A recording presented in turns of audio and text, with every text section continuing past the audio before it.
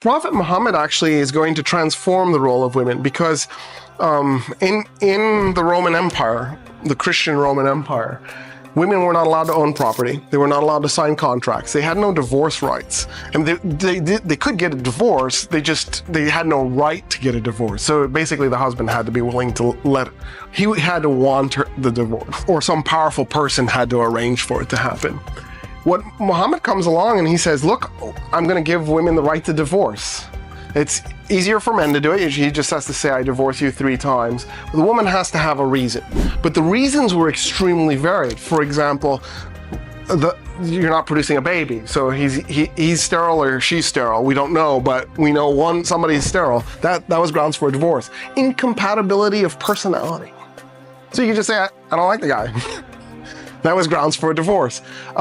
So that was transformative. Another thing that the Prophet Muhammad did was he allowed women to be witnesses in law. That did not exist. It did exist in ancient Egypt, but it did not exist in Roman or Persian culture.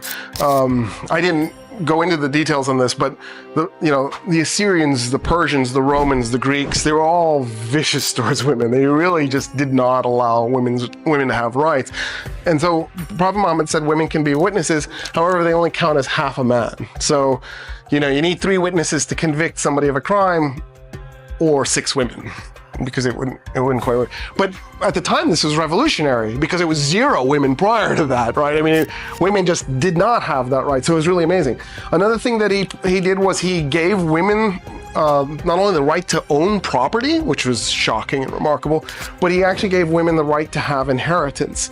Now, what was supposed to happen was 2 shares went to a boy and then 1 share for a girl. So it meant that boys were going to get twice what a woman was going to get, but compared to the Roman Empire where a woman was going to get nothing, this was really amazing. So in a way, this was a revolution for women's rights.